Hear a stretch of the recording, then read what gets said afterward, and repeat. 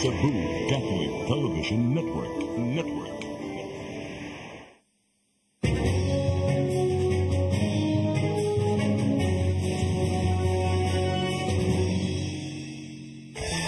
Ano ngayon? Napapanahong mga isyu. Bubusisiin dito lang sa Ano Ngayon? Kasama ang makulit pero mababait na tandem. Nino Bonito at Chonky Bench. Ano Ngayon? Napakalaking halaga. 90 billion pesos for more noble causes. Ano yan? Sa mga aktibidades ng First Lady? Ano yan? Pang-ayuda na naman? Para kay Speaker? Magkikita po tayo sa korte at sisiguraduhin ko lahat kayong responsable dito sa malversation ng 90 billion.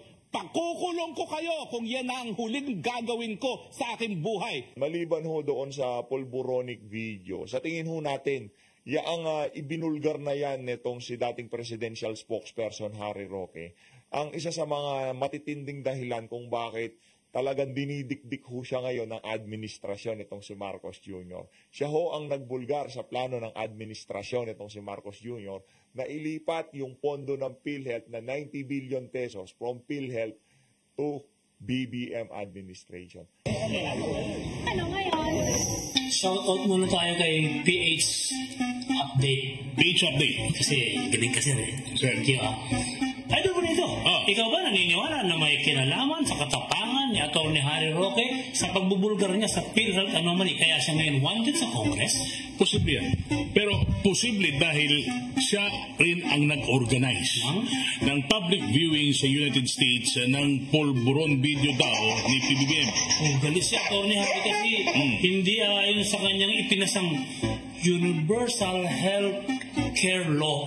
Ang ginawa ni Finance Secretary Ralph Recto nagkuha sa bilyones na pondo ng PhilHealth.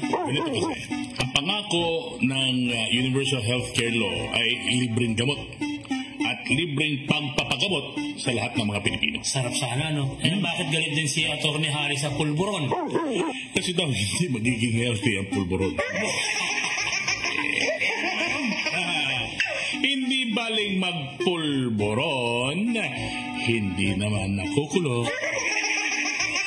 Ironically, wanted ngayon si Atty. Harry dahil sa Pogo. Yung Pogo dati, illegal yan eh. Pero ginawang illegal ng mga kawatang LGU. Nagkaroon tuloy ng playing stage ng ilang senador for political mileage.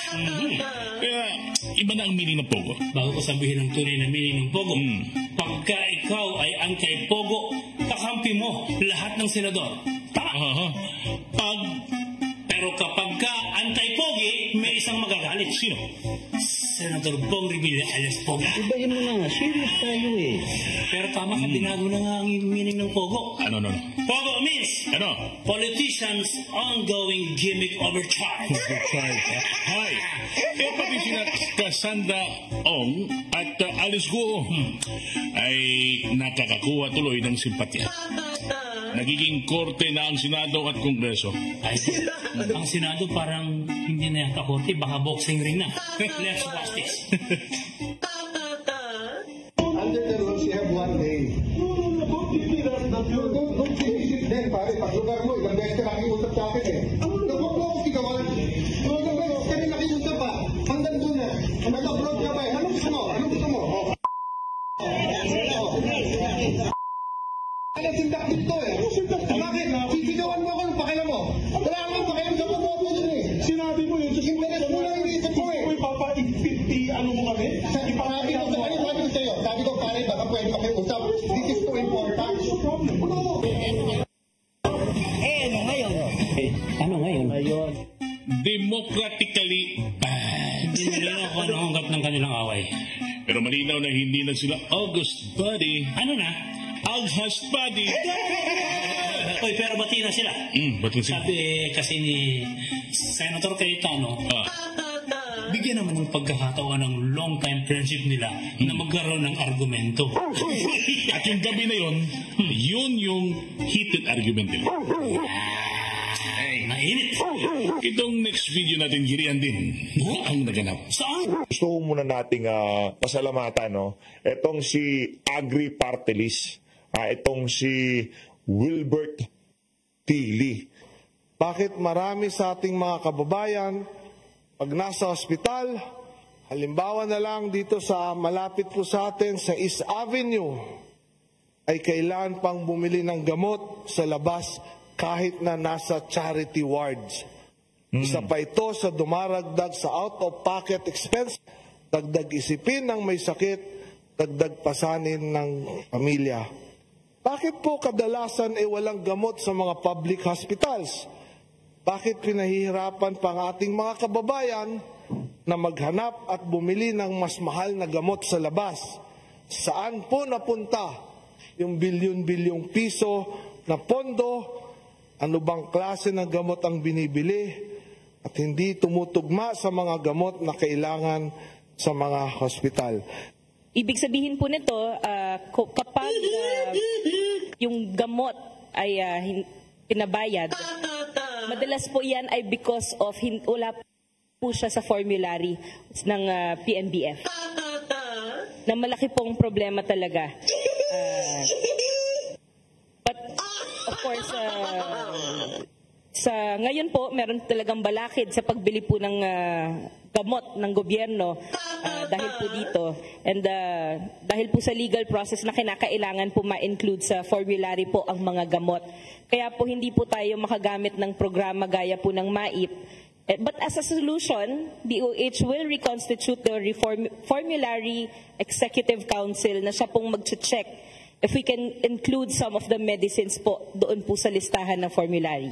Therefore, Mr. Speaker, Madam Sponsor, inaamin po ito ng DOH na may problema po talaga itong mga kakulangan ng gamot. Ano ngayon? Ano ngayon? Inamin ng sponsor na may palpak na proseso kaya hindi magamit ang perang para sa gamot. At hindi nila baguhin ang batas para magamit ng tama ang pera. Kung itutuwid ang batas, hindi na may tatawid.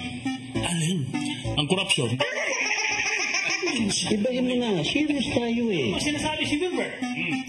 Pagkano po ba ang pambili natin ng medical equipment for public hospitals sa proposed Yun, ang importante. budget? Meron po ba o wala?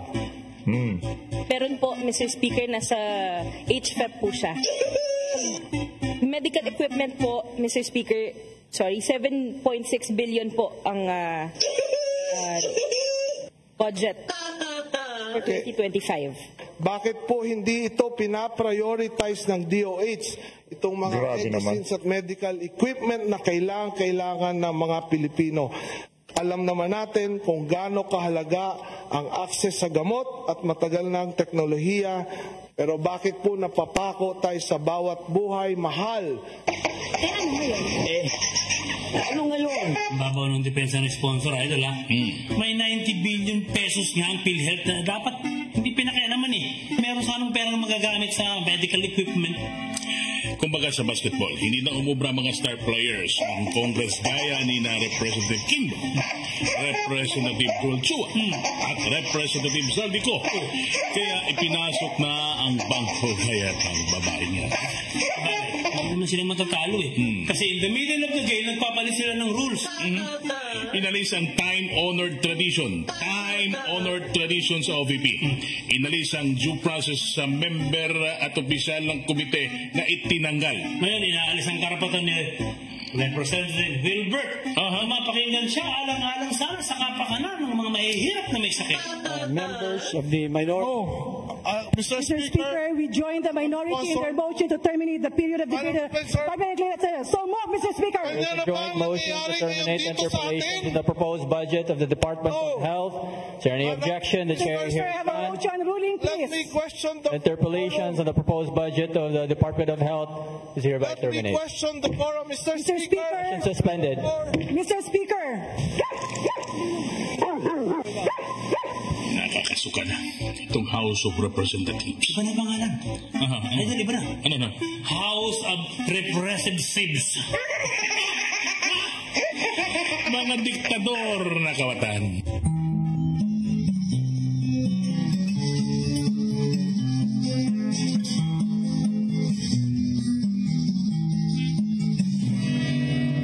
The House of Representatives lalo nag-negative. Matititong mga member pinasas, inaalis. Pumana, tell your children not to do what they have done. Spend the time sa nakawan in the House of Representatives.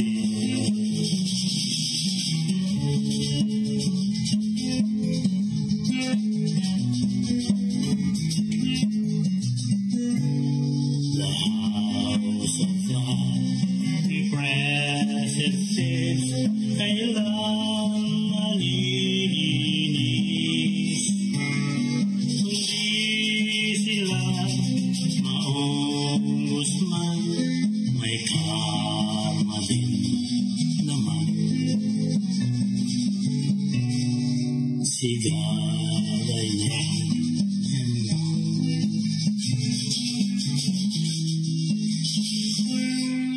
Ano ngayon? Di baling diktador, marami namang nakukuhang pabor. Ano ngayon? Baling kawotan. Binoboto pa rin naman. Ano ngayon? Napapanahong mga isyu, bubusisiin dito lang sa Ano ngayon? Kasama ang makulit pero mababait na tandem ni Bonito at Chonky Bench. Ano ngayon?